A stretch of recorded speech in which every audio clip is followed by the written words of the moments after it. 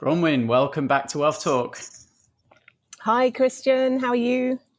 Very, very good. Thank you. And for our listeners, if you'd like to see the wonderful blue skies that Bronwen has in the background today, which is really to the point of our conversation, then do head on over to the WealthBuilders Facebook page or Facebook group, and you can see the video recording of this interview. But Bronwen, good to have you back on. And you've appeared before on Wealth Talk, of course. And to be honest, it's a continuation really of this freedom lifestyle that you've created for yourself, which is, one of the freedoms which is really important to a lot of people. But it'd be interesting today to really hear how you've managed to put this into practice for yourself and really how important this is for you. Absolutely. And it's great to be back on Wealth Talk. It's something that I love to listen to and I'm always learning. So thanks for bringing me back on. And yes, I'm here in Namibia at the moment, but the conversation today is going to be all about the freedom to be located anywhere in the world. And that's been very much our reason why we started in property about 7 years ago. Was to be able to have choices and to spend our time doing things that we feel are really important to us. Property is our route to freedom, but we very much like to spend time with other things in mind. And when we started out, it was really interesting because our coach at the time, it was very, very specifically said to us, what is your long-term goal? Where do you see yourself in 5, 10, 15, 20 years' time even? What would you be spending your time doing if you were not working in a corporate job? And that's a hard question for a lot of people because, normally we say, oh, yes, more time with the family, and that's taken for granted, really. But for us, it was much more about, giving back, working with organizations and charities, and for me, it was wildlife. For John, it was sailing and doing more active stuff like that. Well, over time, we've done quite a lot of things, which we can touch on in a minute. But yeah. So it'd be really good, I think, Bronwen, just to recap on kind of where it all began, because you were working in a corporate career, you and your husband, John, and, you very quickly transitioned from that corporate life where you were very much trading time for money every day, commuting, to, quickly being able to replace that income. And tell us a little bit about exactly how that transition occurred. Yes, absolutely. So yes, very much in the corporate rat race. I was working for Lloyds Bank. I'd been in banking for 21 years and I quite enjoyed my job. But the problem was I couldn't take my pension until I was 67. I'd just been told that. And in my mind, it was, I didn't really want to work beyond 55, which is what my father had taken early retirement at that point. My husband, John, was working in an IT consulting company in London. I was commuting sometimes to the Isle of Wight, sometimes to London. And the time we had for each other and for other things was very limited to not even evenings, because long days. Weekends, Saturdays pretty much was the only day we had. Sundays you had to get ready for the next week. So huge reason to find a way of creating an income that we could get every month without needing to be, commuting or even spending time at a desk. And we discovered property as a way of getting rental income. Within a couple of years of starting to learn, we were both out of our day jobs and working in the business. Which was a different experience as well, was working with your spouse. It's not easy, but wow, having choices now to do what we want to do. It's certainly been worth the effort in those first few years. That was back in 2014 when we started. Now, I think probably, Bronwen, there's a lot of people listening who have managed to, transition away from being an employee to becoming a business owner, property investor, but still trading time for money inside their own business, still feeling trapped by all the things they have to do every week and every month. Yeah. So how did you set about actually systemizing the business so that you weren't so much the business, stuck in the business yourself? Yes, it was really important to us when we started out that we didn't create another job. So when we started with sort of houses of multiple occupation or even single buy-to-lets, it was really important that whilst we found the property, we negotiated the price, we worked out the strategy, we managed the refurb, we certainly were never going to be managing the property and the tenants. So we started out with that in mind, because we said, well, what happens if we want to go and, John wanted to sail around the world, and if we wanted to go and spend some time in Australia, how would we make that work? So with that end in mind, it was a really good thing for us to think, right, whatever we do, it can't take up our time, because our time needs to be finding the next deal, the next opportunity, so that we can create enough income to give us that freedom. So yeah, you see it a lot. People will take on jobs and maybe they enjoy doing it, and that's fine. But it's really hard then to step back and give it to someone else if you've been doing it yourself. So I think with hindsight, it was really good to have that goal from the beginning. Yeah. Yeah. And what were some of the first tasks that you started to outsource? Well, first of all, it was the management of the properties. It was the refurbishment. Now, we had responsibility, but we weren't going to be painting the walls and sorting out where we were going to get the carpets. So networking early on, so that we could find tradespeople, or ideally somebody that could manage the whole project, really, and get it ready for letting. I liked doing the negotiating. I liked finding the deals. And in fact, that's the hardest bit, I think. The rest can be done by other people. The hardest thing is finding the deal. And then after that, we even had other people help find us the deals as well, because we knew how to do our due diligence, and we found that, it was perhaps a little bit easier when we were doing bigger deals to work with some commercial agents, and they would give us some opportunities, some ideas, some deals that we would then go and assess. So even that became something that other people could do. But then the big catalyst was then, stopping at some point. That was a big decision, really, is no more deals, no more new deals, because we had a deadline for John doing the Clipper round the world yacht race, which had a start date and an end date. So that gave us real focus, real understanding, right? That's the time at which we will, leave the UK and see how the business works without us. So, yeah.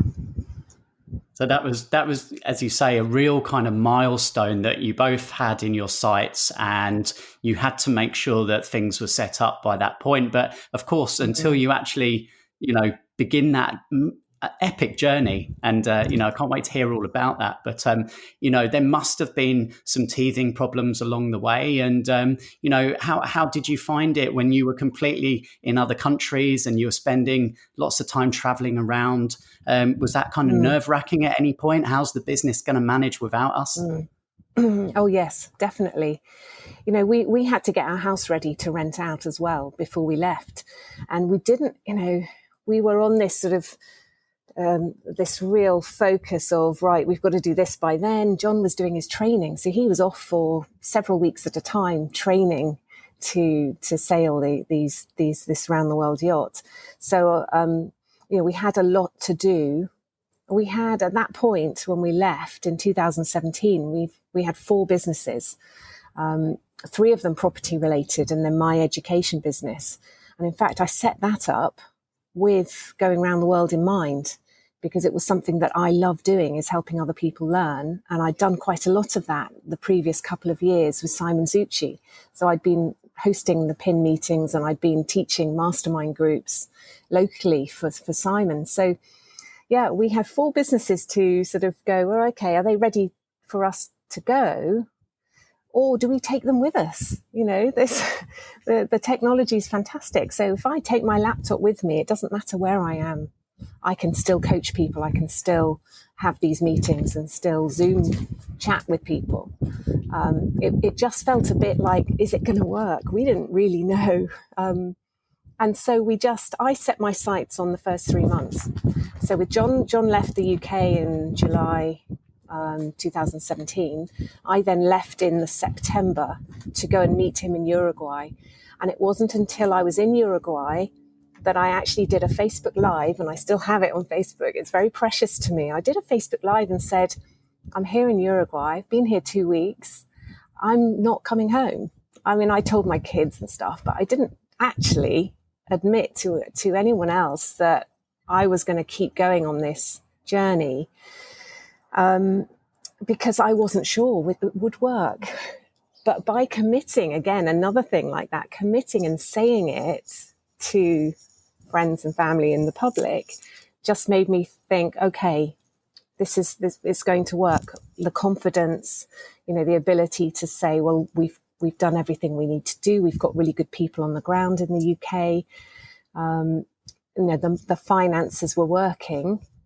The systems, well, some worked well, some didn't work so well, and some we didn't have at all. So it was a bit of a test. And I always knew I could hop on a plane and go home if I needed to. I had that flexibility. John didn't, not if he wanted to complete his round the world challenge. He was coming into various ports across the world. So every, between 3 and 6 weeks, he'd be finishing a leg wherever in the world, and we would get back together and I would have a list of things he needed to do for the business once he'd recovered, and then before he went off on the next leg. But I knew I could always fly home. The worst comes to the worst, I can always just hop on a plane and come back. But by setting that goal in Uruguay, it was just another business goal. It was something that, I can make this work. I'm going to say to everybody, look, I'm going to go around the world as well. Follow me, come with me. I've had a lot of followers on my journey. It was brilliant. It really was brilliant to watch that. And I think what you mentioned there about the accountability, make yourself accountable, state publicly, that's really important. Certainly I've used that to good effect as well in the past. And I'd love to know, Bronwen, what was the routine that you kind of did your best to get into when you were away to, just to keep on top of things? Was it like a early morning routine? Were you checking stuff throughout the day? And, just how much time did it actually consume? Yeah, I had to be super organized for the round the world, because obviously I was going to be in different places and I had to plan quite a lot of things. But I was quite good at getting someone to help me doing that. I like working with other people, and I had someone do all my flights around the world. There were 2 reasons for that. A, I used an expert who could find me the best flights between places, but also if there was a problem, I could go to her and say, Trish, can you sort this out? So it gave me the comfort to know that I had that sorted. I think from a work point of view, it was setting aside certain days of the week to just focus on work, be it emails or the different 4 businesses that I said we had. I did do a new deal. I didn't tell John, but just before I left the UK, I'd met with an owner of a bed and breakfast and started to talk to him about leasing his empty bed and breakfast. I didn't tell John because he would be really cross with me, but I knew it was going to work well. It wasn't a new thing. We'd done it before, and I just couldn't say no to it. So I was negotiating that when I left, and then carried on doing that. So, I would be there on video with my guest house manager and the owner I met him face to face before I left, but then we carried on talking. He didn't know where I was. He didn't know I was going away for a period of time. He didn't need to know that, just needed to know and trust me. So a lot of people didn't know that I was away, and didn't, the time difference, obviously, I had to be careful with and manage that. But I set aside certain days. That was how I did it. And then I used Calendly as a tool for managing my diary. So if somebody needed to talk to me, I could send them the link, and that would automatically in my phone, I could set the time so that it worked from a time zone point of view. And that was a godsend, really. I didn't really make many mistakes, but I did have to speak to a mortgage company while I was in New Zealand at about 11 o'clock at night, when the internet was poor. So that was that was very uncomfortable, as I needed to sort something urgently. That was one issue that wasn't great. I remember it very well. And obviously the use of technology is something that's, I'm sure, aided you whilst you've been away. You mentioned Calendly there, which is obviously a way for people to book in calls with you. What other systems and technology have you used, Bronwen, that might be helpful for other people in a similar situation? Yeah, we use Asana as a team tool. After the year around the world, we came back and took stock. There were things that were in control brilliantly, and there were other things that were not. And the email trail, and if we weren't around for a while, the email volume was huge. And what we found was using a tool like Asana meant that we could allocate tasks to people, but also, rather than losing emails emails in the email system, you can actually have tasks where you can look and see people's comments within the team. So you're much more in control. So Asana is vital to us, absolutely vital.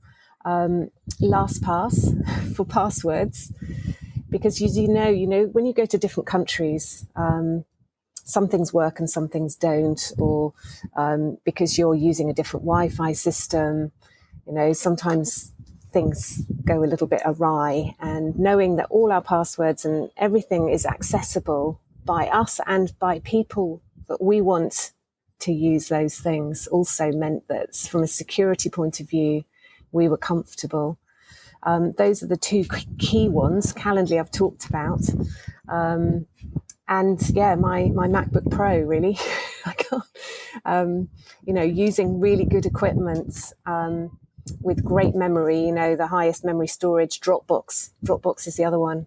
Dropbox essential for storage, secure storage of information, and Google Drive as well. So when we create stuff, it's easy to access.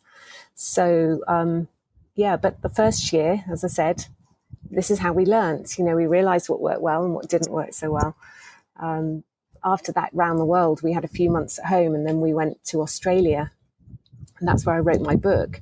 But in Australia, the good thing we did there was that we didn't even rent an Airbnb or an apartment. We actually house sat for somebody. So there's another idea for people, that we saved money by renting our home out, either on a short-term or long-term basis. And then if we can house sit, look after someone else's house for a period of time, at least a month. And we had somewhere it was 3 months, watering a lady's garden in Queensland, and it didn't cost us anything, nor did the Wi-Fi. So that gave us stability, and also meant it cut our costs quite significantly too. So there are different ways you can live remotely and still continue your business. And if you can make use of your own home as an asset, that's also very useful. Takes the pressure off. So a good example there of leverage and touching on one of the 7 pillars with home capacity there. Now, obviously, in your role as one of our wealth coaches, Bronwen, you're coaching our clients and our members, whilst you're away enjoying the freedom of location And what are some of the strategies that you yourself have now expanded into, and different use of pillars since you first started? Yes, I love helping other people learn, and it's been great to be a coach for WealthBuilders. And the good thing there, again, is I have a calendar. So I will block off my calendar and make sure that I'm available. We've been volunteering out here with wildlife conservation, so I've had to be careful because quite often I'm in remote places with no internet at all. So, but on the whole, it's worked pretty well because I can schedule that. So that's been great. In terms of other pillars, well, there's my book. I do have a copy here, Building Your Dream Life, which I wrote while I was in Australia. Again, for me, that was quite hard. It was a hard thing to do. I had to have discipline to sit down and do that. Again, I used experts. It's a bit of a theme here, but I worked with a book coach just to give me that drumbeat and that focus. Very, very important. Managed to do that while I was in Australia. And by sharing and inspiring people with my story, that book, I was able to share all top tips, all the things that I've done, all my case studies and examples, so that people can see that it's not rocket science. It isn't difficult. And if somebody like myself can put something in writing like that, then anyone can do it, to be honest. So trying to inspire people and help other people. And of course, I've got my own online property training course that I set up in 2017. And with that in mind, that's video based. So it's very visual, something that I think was quite unique at the time. I've still got that, and I coach people through that as well. Because that's all online, it was pretty easy. And coaching on Zoom. So that's the other technology that was pretty new in 2017 to me. I think it was your idea, actually, Christian, for me to use that. And it's been fantastic. I just wish I'd bought shares in it back in 2017. So coaching and mentoring people, doing podcasts and things like that. I love doing that. The different elements of the pillars, like pension. So SSAS for me, I set up in 2016, or maybe it was 2016. Being able to then use that in my business and to help other people as well. Fantastic, because I can lend to other people doing property, and I can also borrow my own pension funds for various deals that we were doing. And as I said, working remotely, you might think, oh, well, she can't do any more property deals, so she's finished her property journey. Well, that's not the case at all. So I talked about the purchase lease option I did while I was in going around the world. We secured that around about the end of the year in 2017, and we actually signed the documentation in the April, but we had ability to use that property. So I got that off the ground, got that working. And then while we were in Australia, we bought a very large commercial property in Addleston in Surrey, near London. And that was to get permitted development. And we raised £300,000 within a week from investors, SSAS investors and other investors, to be able to exchange on that property. And we did that whilst we were in Darwin in Australia. So again, encouraging people to say, well, yes, you can work and you can run a business wherever you are. And we always know that we can hop on a plane and come home if we need to. But actually, the fun that we have along the way just keeps us going. Yeah. Well, just before we round off, Bronwen, tell our listeners a little bit about some of the experiences or the highlights from your current trip that obviously you've been very lucky to witness. Well, yes. I mean, we always planned to travel again. So after Australia in 2020, we were going to go back to Australia in the April. And of course, we know what happened around about then in 2020. So we, we were very keen to get back traveling again after lockdown 1. And Namibia was definitely on the cards for around about October time anyway. So as soon as the borders opened here in Africa, in Namibia, we hopped on a plane before the second lockdown. So we were very lucky, didn't expect another lockdown, of course. But I've always loved wildlife ever since I was a child, as part of the World Wildlife Fund and doing holidays when I was little. And so I sort of found this organisation called Nankuse quite a number of years ago, well, maybe even 10 years ago now. And whilst John was sailing around the world, I actually did 2 weeks at the organisation in Namibia just to test it out and see what it does. And I loved it, absolutely loved it. And 2 weeks wasn't enough. And John was really keen to do it as well. So we said, why don't we go back to Nankuse and volunteer there? Because of COVID, they were having very few volunteers from across the world. I think when we arrived, there were 5. Normally they have maybe 30, 40. And they really need that to help do what they do, which is wildlife conservation. So we were one of 5 volunteers on a farm, on a reserve, near the centre of Namibia, very few people around. And we were doing things like helping dart rhinos on the reserve and ear notching and monitoring their health, which was tremendous. That was a big highlight. To walking cheetah out in the reserves. These are cheetah that are in captivity, and they need that stimulation to actually go walking. And they would go off and hunt, and we'd be walking and following them, right through to chopping vegetables for the baboons, pretty basic stuff. Gutting chickens, to feed to the carnivores. But, they really needed our help. And the great thing about doing the stuff that we've been doing is that it's been a big wish of ours to give back to charities. So we pay to do the volunteering. We give our time and we give our muscles and brain power to helping.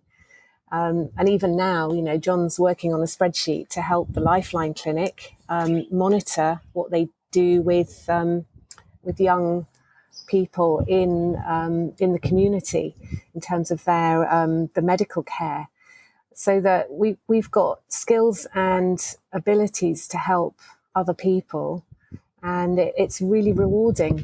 Not only did we escape lockdown, but we've been in such a beautiful country. We've finished volunteering now after 5 months, and we're exploring ourselves now, finding out a bit more about the country and, finding beautiful places to explore. So it's just lovely.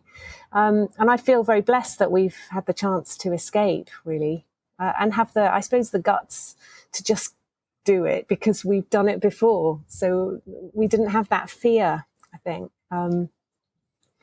And yeah, we didn't expect to be out here for 7 months. There just wasn't any point in coming home during lockdowns or quarantine. And it's our intention to carry on travelling whilst we've now got our car out here. So yes, lots of exciting times.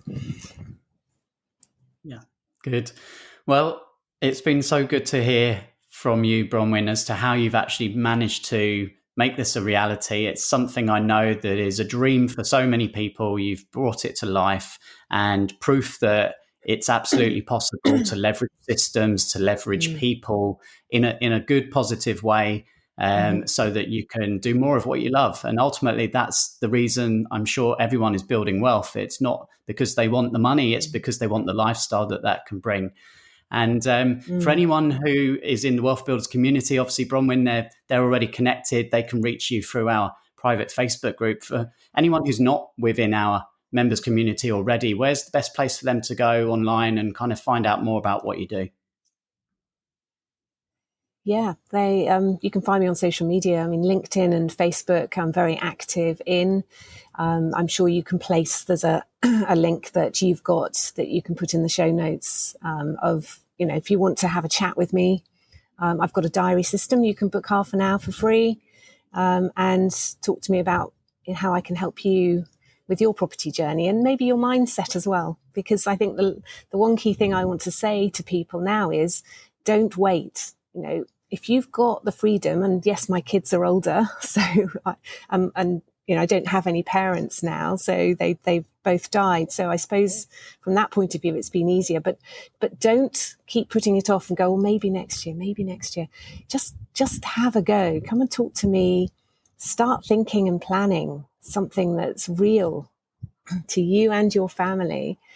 As I said, right from day one, John and I were asked by our coach to really think about what we would want to be doing with our time. And from that day on, I've even got the background to my phone is Nankuse. I did that in 2014 when I started learning. That's where I'm going to go. That's where I'm going to spend time, and not just a week. You know, it's going to be months, and that's what I'm doing. So start getting that in your head and don't put it off. Bronwen, thanks so much for sharing with us today. Pleasure. Thanks for having me.